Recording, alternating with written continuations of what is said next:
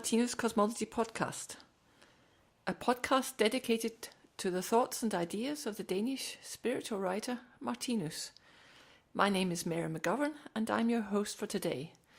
We are broadcasting to you from the Martinus Center in Klint on the 1st of January 2019. And my guest today is Sören Grind, a Swedish psychologist and a teacher here at the Martinus Center. Welcome, Sören. Thank you, Mary. And we thought that today we would discuss the topic of stress in a spiritual perspective.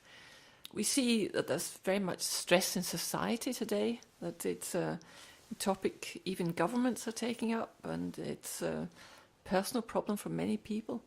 So I wonder, Søren, is there some way we could understand stress from a spiritual perspective?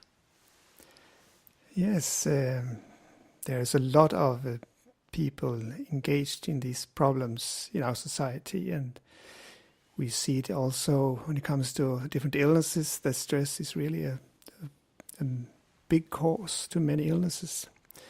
And how can we then, you could say, complement this knowledge that we are gathering in society today with the spiritual worldview?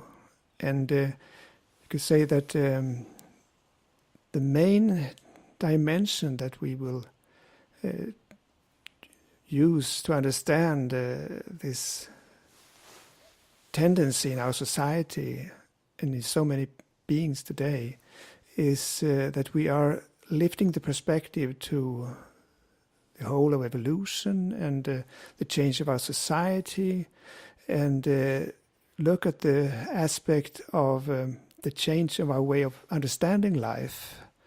And we have seen this enormous revolution on the technical area and the intellectual development in a very short time. Let's say 100 years, 200 years. Our life conditions have been totally changed in so many ways. It's like coming to another planet, you could say, just 100 years ago. So to see it in a broader perspective, we can say that the transformation of our lifestyle is very important. And one spiritual dimension is that our way of viewing life has also changed dramatically from being a culture with religion as a very main topic in life, or also source to feeling trust and strength. And before we had the church in the middle of the society, now it's the hospital. And we have all our technical devices, and there's an overflooding, you could say, of information streaming into our consciousness. And it is very much of spiritual facts or goods we could buy, and also about accidents around the world. So the stream of thoughts coming in through mass media and all our interactions through all these technical devices is not so uplifting, and it doesn't really give a basis for a trust in life or feeling of safety. It activates also a lot of fear in people. So this materialistic living style and the way of thinking is a way we could really look at this spiritual aspect of the growth of stress in people and society. So are you saying that when people have a materialistic view of life, then it's very hard to see a meaning? You just have to go on Facebook or watch the news, and you're in Syria 1 minute, in America the next, and you're seeing natural catastrophes in other countries. Within a few minutes, you've gone around the world and seen all sorts of dreadful things happening. Yes. And that's, of course, due to this fantastic technological advance that we've seen in the world, and it seems to be accelerating all the time. Yes. But at the same time, it seems to demand a lot of us. That how do we cope with this? What can we do about it? You know, if you're sitting here in Denmark by the beach, what can you do about Syria or a natural catastrophe in South America or whatever? Yes. We're bombarded by impressions. Yes. And we are bombarded of impressions where we have no influence. Yeah. And when you hear about a lot of suffering that you cannot soothe people or help people, then it's kind of frustrating, and it will also give a kind of a stress in your system. If you are in a stressful situation, but you can act, you can do something about it, you release the stress. But if you get a lot of information about things that you cannot do anything about, and you hear about all this suffering, from a cosmological perspective, you can say that we have, through many, many lifetimes, gathered so much experiences of suffering from lifetime to lifetime. If we just look in the history books and see what's been going on, for instance, in Europe, some 100 years and 200 years, 300 years ago, a lot of illnesses and wars and so many things. And it's our own history. We have been living these lifetimes, past lifetimes, in these kind of circumstances. And so in our unconscious, from past lifetimes, we have a lot of experiences of suffering. And when we then turn on the TV and listen to the news and we hear about all these sufferings that we cannot do anything about, it still will activate. It will kind of activate the sufferings that we have within in a more unconscious level, and can create a kind of tension in the system. So that's kind of a way we can complement all this other knowledge we have about having too much to do and sleeping too little and so on, that we know about stress, and that there's also deeper activating where we have now a growing need for getting an understanding of the purpose of suffering, and getting also tools to handle all this knowledge about the suffering and the pain in the world and in our own life, so that we can see a meaning and a purpose. And that is what we are lacking in this materialistic area of time.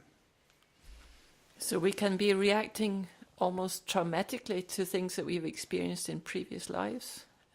Is that what you're saying? Or yes, at least what we see in society is awakening memories from previous lives.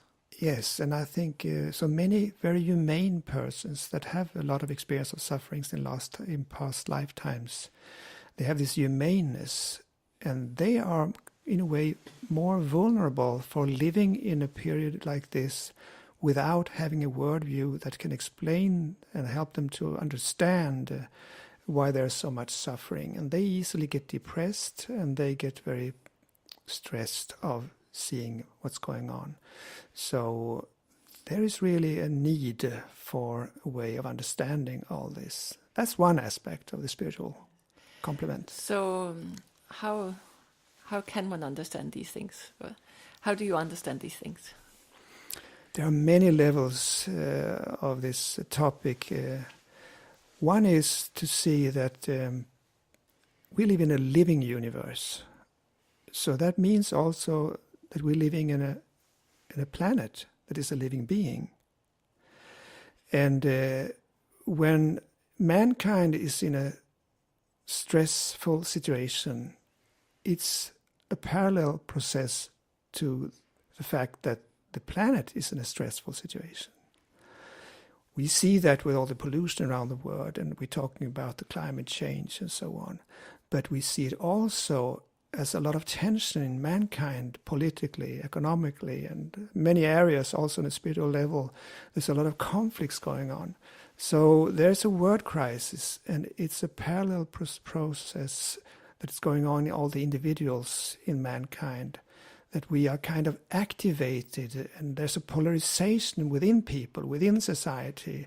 And that is one of the you could say, the signs, or what do you say, in this accelerated change, transformation, that it activates a polarization, a conflict within humans within society, and that is kind of a stress, a tension.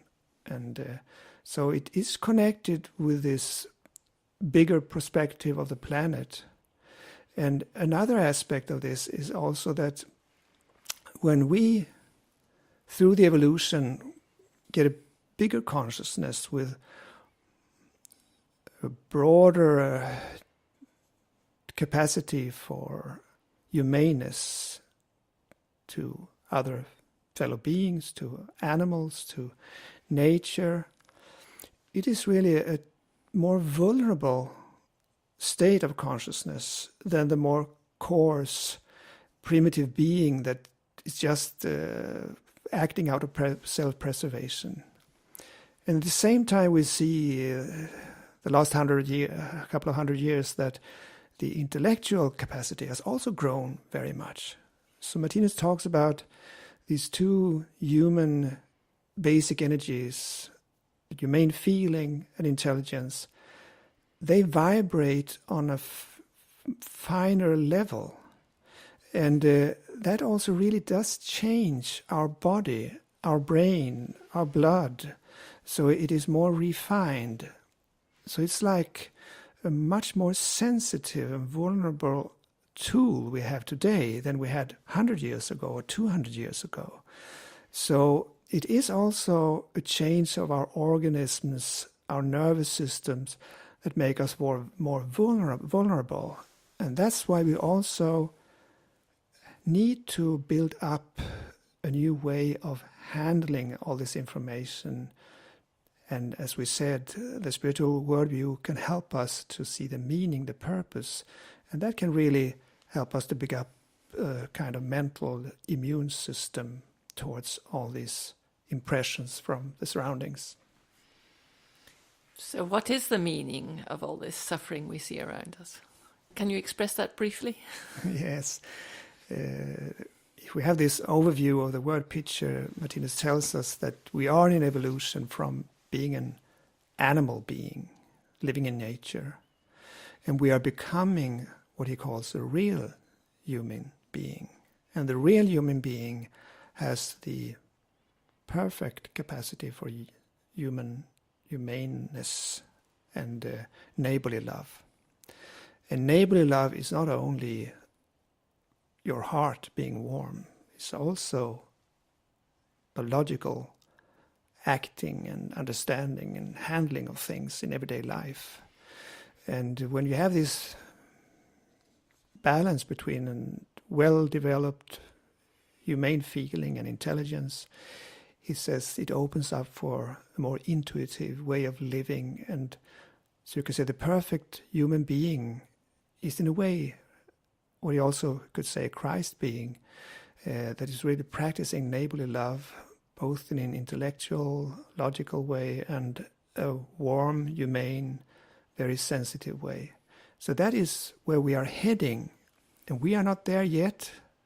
And all the suffering, all the mistakes, all the problems we are living in now in this crisis are kind of nourishing this new consciousness, because everywhere where we make mistakes, we are learning something.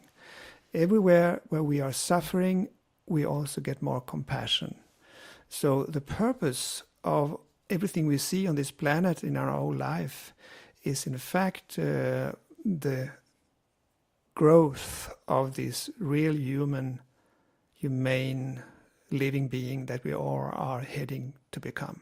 Yes, Martinus likens the present terrestrial human beings to the Sphinx. He talks about us being the solution of the riddle of the Sphinx that we saw from Egypt from thousands and thousands of years ago, that we are partly animal and partly human, and that there is a conflict in us now. That it's not our humane sides that are bothering us. It is the animal within us. Yes. And of course, through the humane religions and through spiritual science and various different forms of spiritual teaching, we begin to get more and more humane ideals, but we still have this baggage from our past where we were experts at killing and murdering and destroying people's joy in living and stealing and plundering and taking other people's husbands and wives and so on. So we have a very barbaric past that we still have with us to some extent. And Yes. it seems to me that's the area that we have to work on. Yes.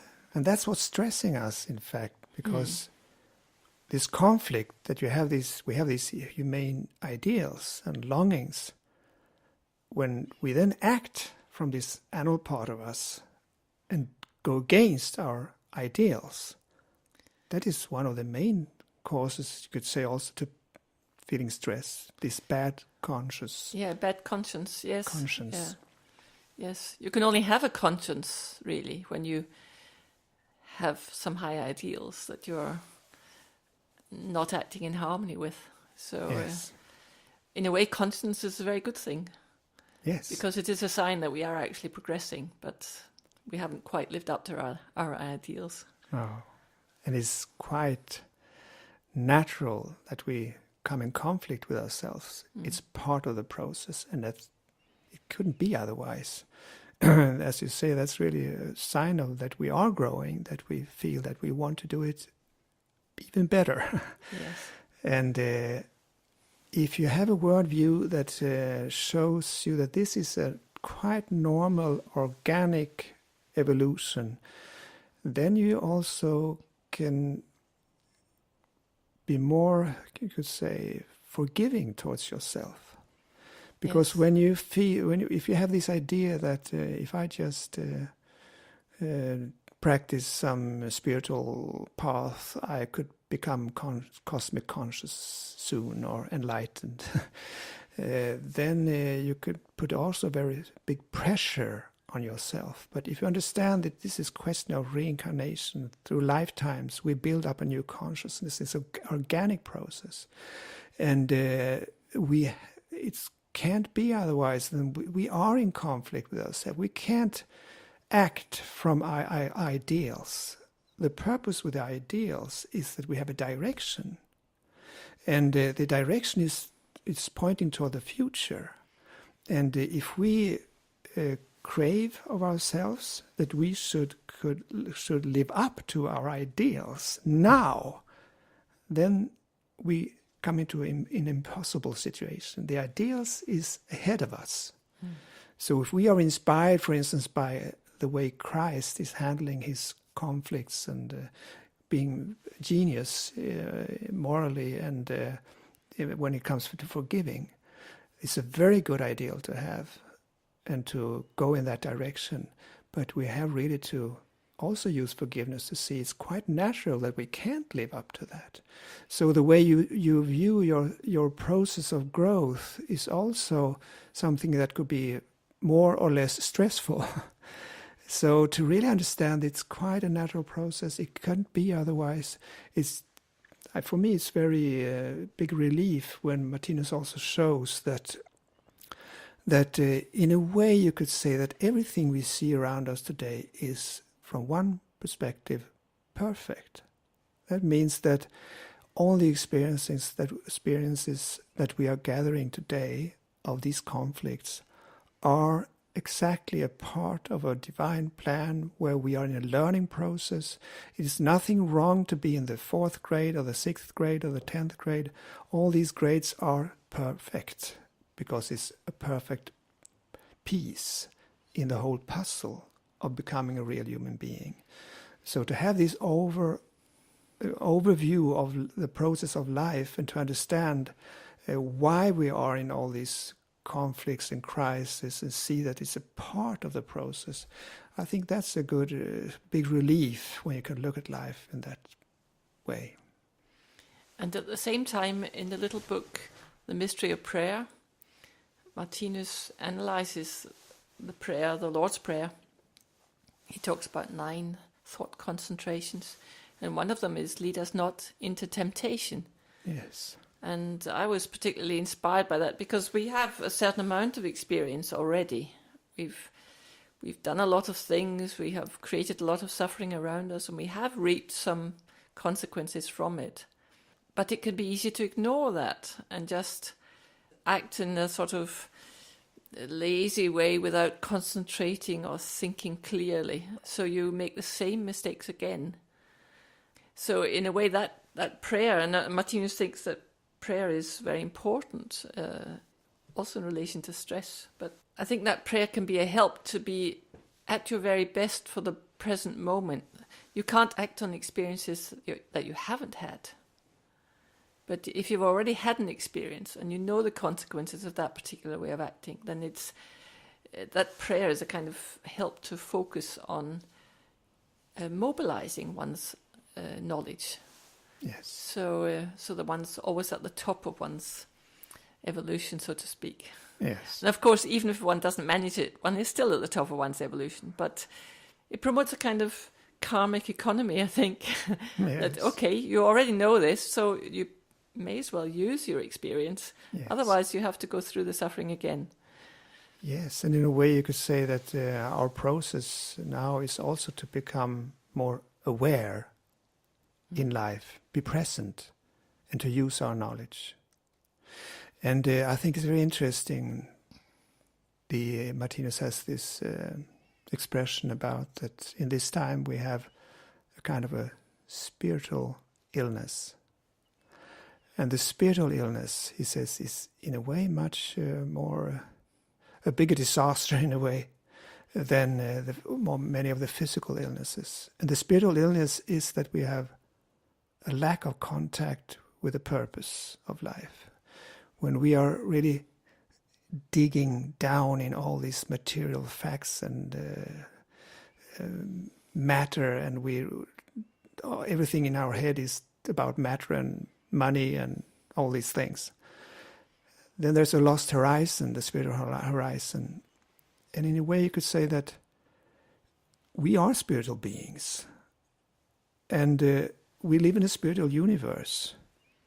Everything is energy from one perspective. And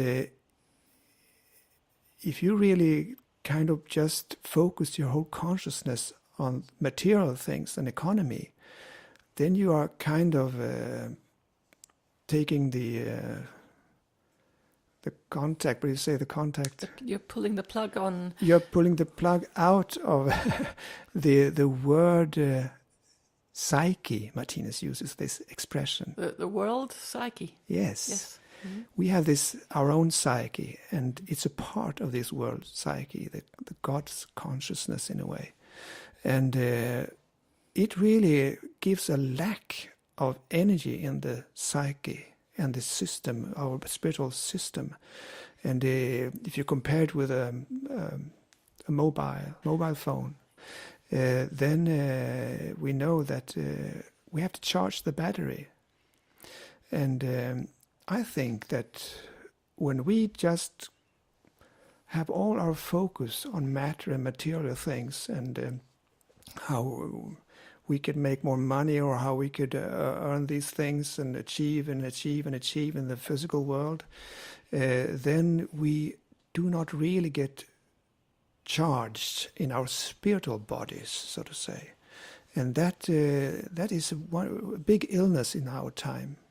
So when you use prayer and you become aware of your spiritual direction and the purpose of life, then you are kind of plugged in again to the word psyche and the reason why we are here. It gives energy to the system, and it is a healing energy to be plugged to the word psyche.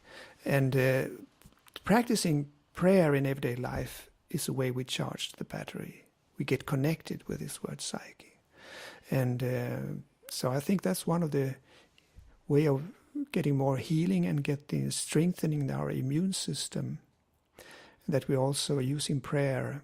And it's interesting when you say this about this prayer, lead us not into temptation, because when we have this materialistic worldview that is ruling the world, at least when you look at the way we act in politics and economics. Maybe they say in the name of Jesus, or bless the nation, God bless the nation, and so on. But when you see through in the practical way of acting in politics and economics, we see it's a very materialistic point of view that is leading their decisions. But when we have this focus on matter, we are lacking the contact with our ideals and our direction. And that means that we are more tempted to just act on our physical needs right now. So in a way you could say that it's kind of a regression historically in our time to a more egoistic, selfish way of living, that you're using your self-preservation on the economic or material area.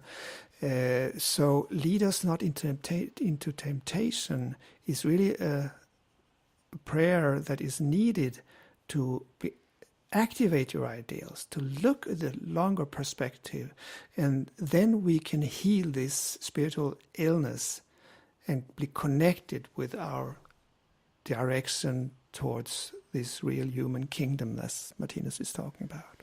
Perhaps it would be useful to add that Martinus claims that prayer is a science.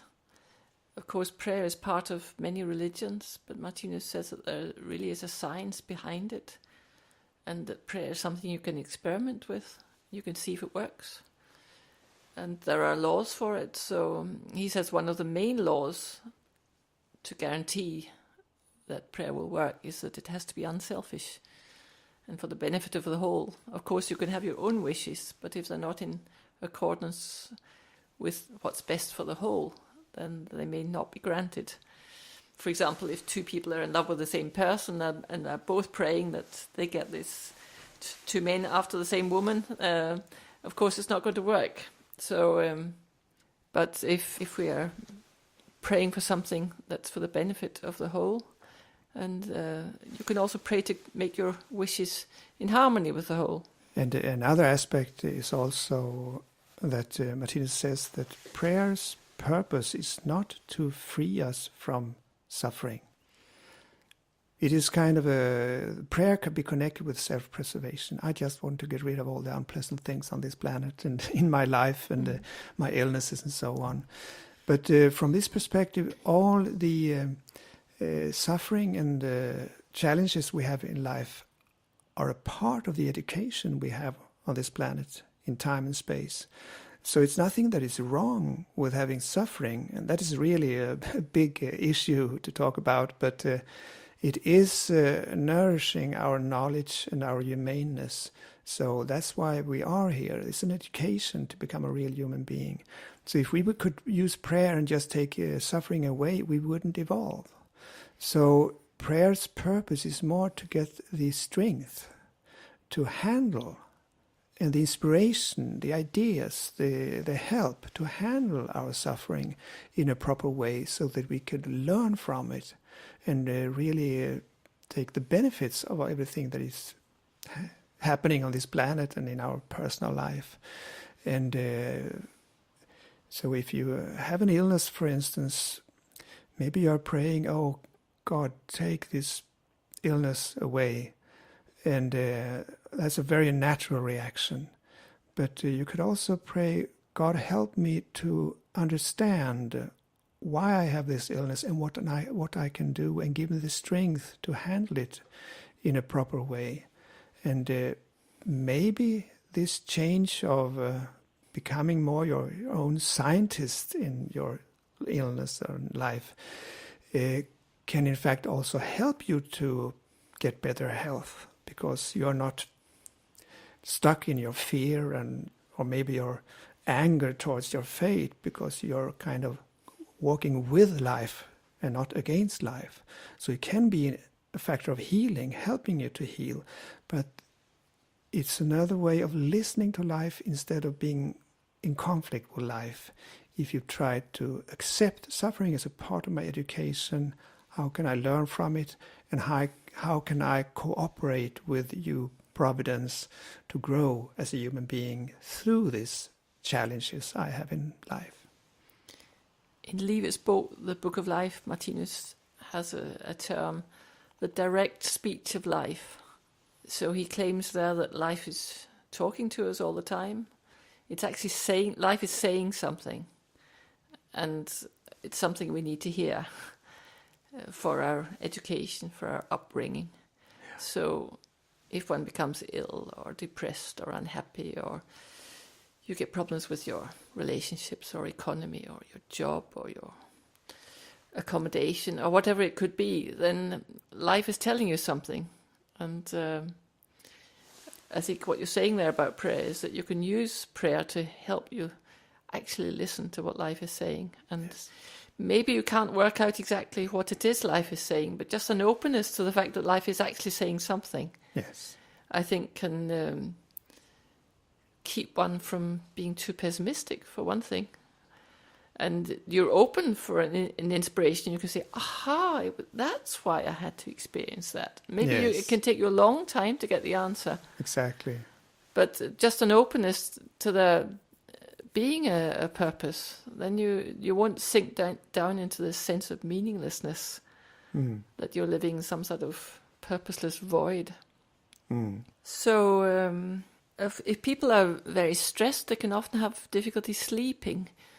Sleeping is something that Martinus regarded as very important, that it's a transfer of our consciousness from the physical plane to the spiritual plane, and it's a period where we repair our worn nerves, our frayed nerves. He talks about the thoughts that we think are electric. They go through our nervous system like electric currents, and they can fray our nerves. And of course, the coarser and more animal or primitive our thoughts are, the more they can fray our nerves. And that, of course, these nerves can be repaired during sleep, but if you're stressed, you can have a lot of trouble sleeping, which yes. means that your nervous system doesn't really get repaired. So have you any advice about sleep and stress, or any experience about that? Yes, I have some experience. I have. It's one of my sensitive parts of my system is that when I get too much stress, it's hard for me to fall asleep. So I've thought a lot about that, and it's a big topic. Maybe we should have a podcast about sleep. Yeah, we could have that later in the year. Yeah. Yes, but as you say, it is really a part of the healing process in life in general. Sleep, it heals your nervous system, but it also heals your soul, because when we are on the spiritual level, when we sleep, we are really also charged by wonderful experiences that we have on the spiritual plane, Martinus means, when we sleep. So, for instance, when people drink a lot of alcohol and try to sleep by virtue of alcohol, then they do not come up in the spiritual levels in the same way, and they don't get charged with the spiritual experiences. They are kind of still surrounding the body, and they don't lift up in the higher levels of spiritual levels. And is it the same with sleeping pills? Well, that's a sensitive question, but the way I understand some of the sleeping pills, they are more like, you could say, you call it sometimes dry alcohol. It has the same effect in the brain. So I guess that's also a problem, that people that sleeping with pills, that it could make it harder to really get this spiritual refillment in your soul. Maybe you get a kind of a physical relaxation and so on, but not. It could make it harder to really come up to the spiritual experiences through the night. And I mean, science also know that the quality of the sleep is not the same when you sleep on pills than we have a natural sleep. So sometimes you could say it's better to sleep a little bit less naturally and then to sleep with pills a longer time. But sometimes we just have to have some pills, because otherwise we would totally freak out if we don't sleep. So it's a question of what's the least the least evil, so to say. But there are many things to think about to really take care of your sleep, and of course it's really connected with stress. And as we know, we have to have a balance between how active we are and how we really try to calm down before we go to bed.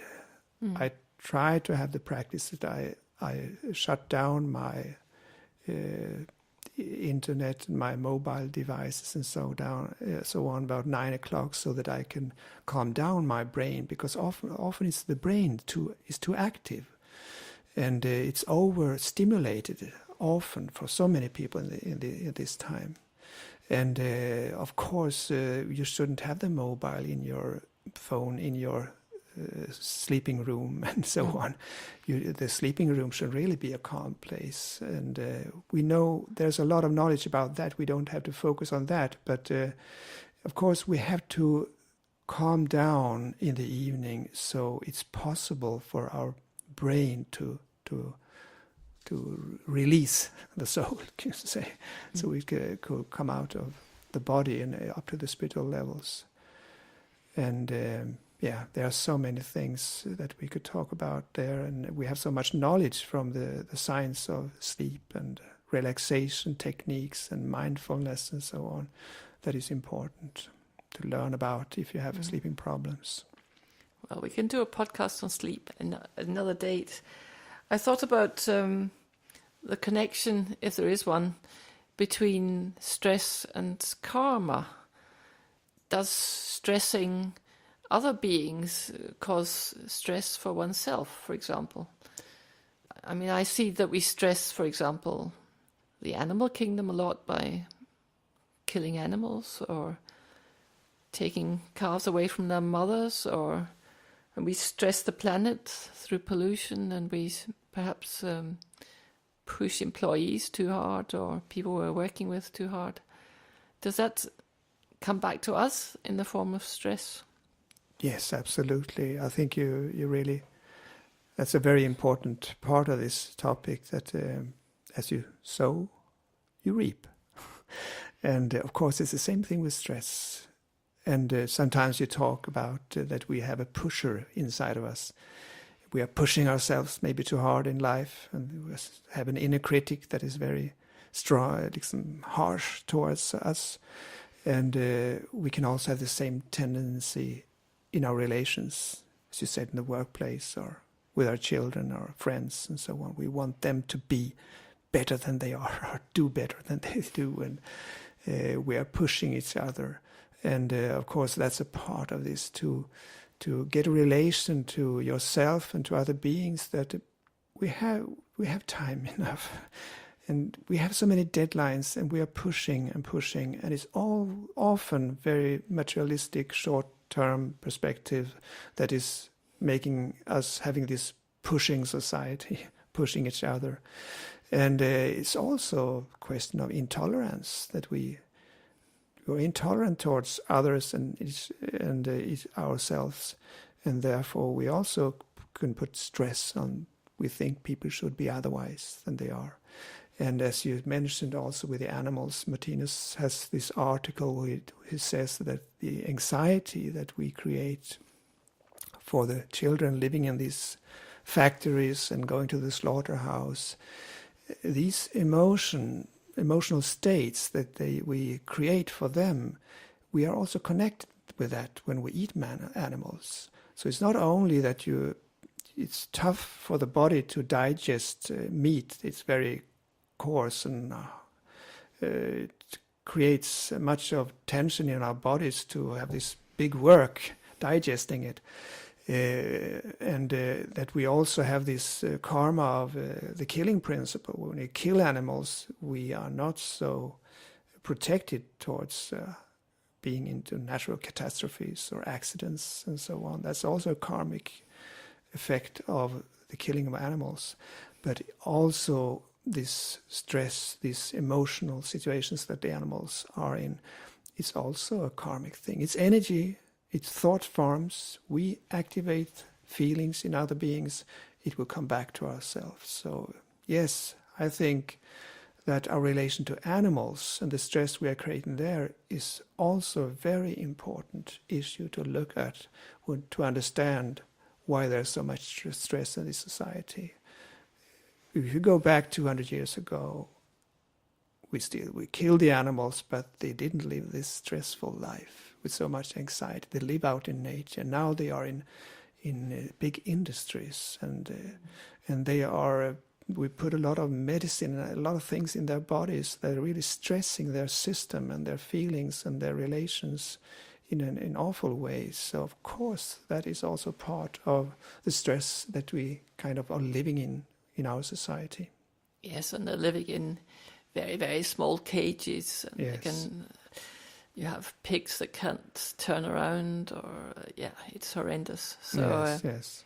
And also the fear of death that we see the animals have when they're going to the slaughterhouse. Yes.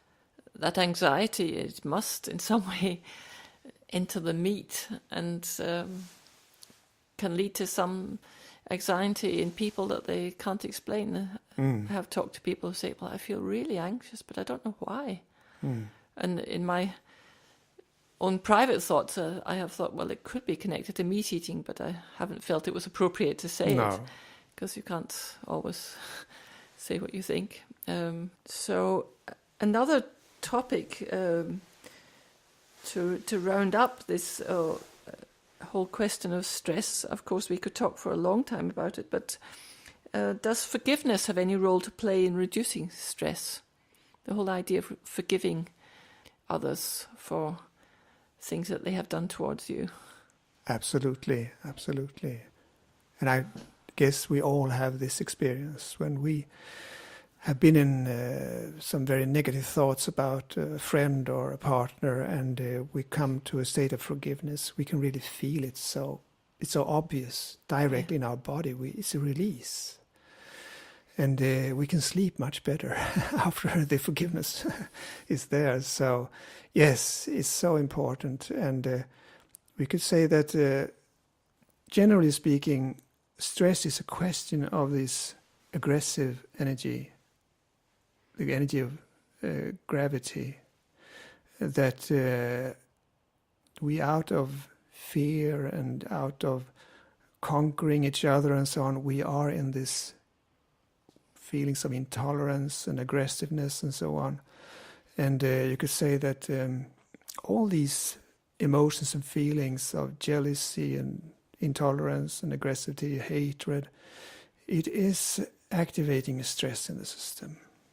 So as soon as you come to a state of forgiveness, when you start to have more compassion with others and understand them, and maybe even become more grateful of what you have been learning in this relation, then the energy of your main energies stream into your consciousness, and it releases this tension. And so you could say that maybe there you have one of the most effective way of releasing stress in your everyday life, to be aware of where do I come into these old thoughts of irritation and frustration and intolerance towards other beings. If I meditate about 5 minutes every day and think about these areas and try to work consciously on trying to forgive and understand and feel compassion for these friends, and also when I become intolerant towards myself, this is really the big healing aspect of life itself. It's the way towards the real human kingdom, you could really say.